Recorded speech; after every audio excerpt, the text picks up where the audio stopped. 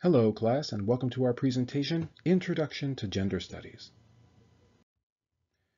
So in this presentation, we will discuss the question, what is gender studies? We'll talk about the concept of gender, issues of gender, and then we'll end with a conclusion. So what is gender studies? Well, gender studies refers to an interdisciplinary academic field concerned with the meaning and nature of gender. Now you will notice that there are two bold and italicized terms here. So let's kind of unpack both of them. All right, so let's begin with interdisciplinary. So when we say that gender studies is an interdisciplinary field, what do we mean by that? Well, most of you are going to be going to four-year colleges, and when you do and you crack open the college catalog, what you're going to notice is that chances are your college is going to offer several interdisciplinary majors. So when something is interdisciplinary, it refers to an academic field that involves scholars from multiple different disciplines. So in the case of gender studies, scholars who participate in the unique debates within this area often come from departments of sociology, anthropology, literature, philosophy, just to name a few. So when we say that gender studies is an interdisciplinary field, what we mean is that there are several different professors or scholars from different kind of formal academic disciplines that participate in the unique discussions within this particular field of study.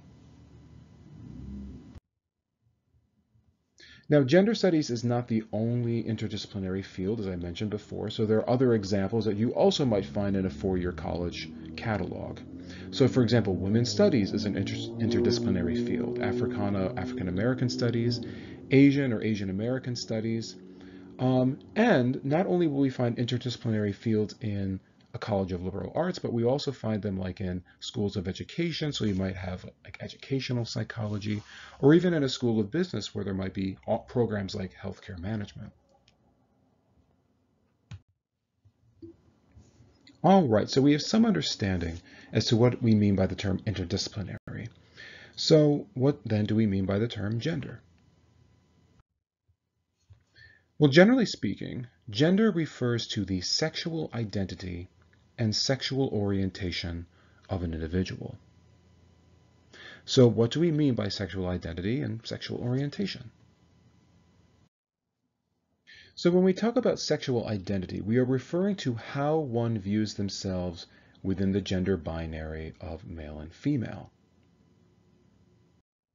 And when we refer to sexual orientation, we are referring to an individual's sexual attraction. Now, within the field of gender studies, several terms have been developed with respect to how people view their sexual identity. So, for example, we have the term cisgender, which refers to someone who identifies with their sexual identity at birth. So, if someone is born male and they identify as male, then they would be cisgender. We also have the term transgender, which refers to individuals who do not identify with their sexual identity at birth. So there are folks who might be born female, for example, but may not identify as female, but rather identify as male. We also have the term bigender, which refers to someone who identifies as both male and female. You may also hear the term gender fluid, which is kind of like synonymous with bigender. And then we have the term agender, which refers to people who identify as neither male or female. That is, people who are agender usually believe that the gender binary of male and female are social constructs, that they are categories that they just do not identify with.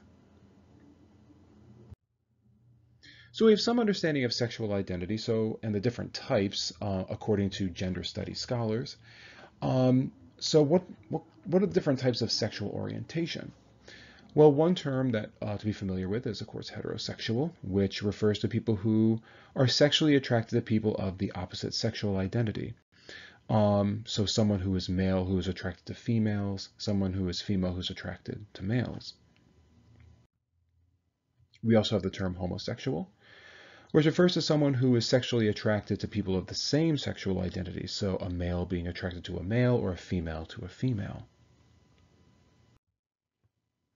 We also have people who identify as asexual, that is, folks who have no sexual attraction to anybody and really have no desire for sex at all. There are some people in the world who identify as bisexual, or people who are sexually attracted to both sexual identities. So, for example, a female being attracted to both female and males. And lastly, we have another term referred to as pansexual, which refers to an individual who has sexual attraction beyond the gender framework. That is, one who is pansexual or identifies as pansexual, it's similar to, let's say, someone who identifies as agender.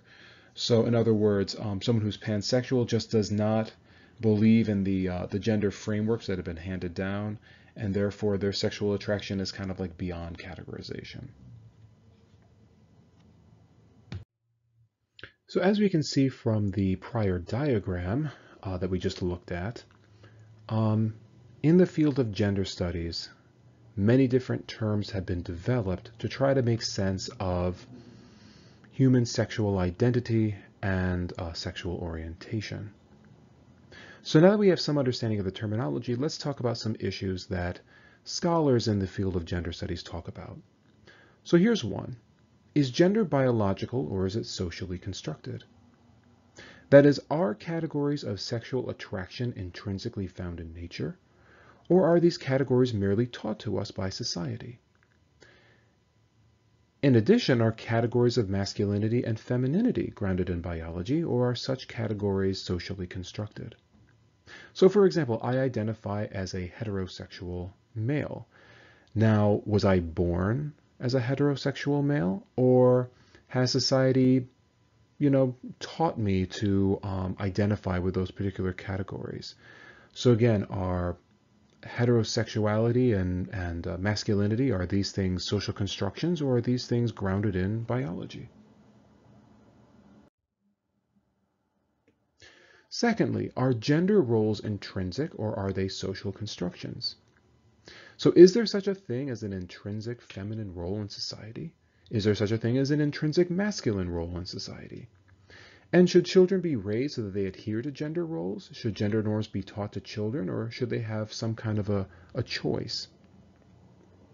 So using myself as an example again, as a heterosexual male, does that mean that there are specific roles that I have to play in society? And are those things grounded in biology, or are they grounded in society and kind of social norms and constructions? And again, should children kind of be taught to adhere to certain gender norms, or should they be given some kind of a choice? And lastly, are debates within gender studies beneficial to society, or are they harmful to society? So is it useful to society to blur traditional gender norms, or does such blurring merely confuse and frustrate people? And are these, in quote, new gender identities that have been developed in gender studies, are they legitimate, or are they just made up, right, groundless? So as we approach our discussion this week on the advent of gender-neutral children's toys, keep some of these questions that we have discussed in this presentation in mind. And pay particular attention to our second line of questions. Should children be taught gender roles, or should they have a choice in choosing their gender and their gender identity?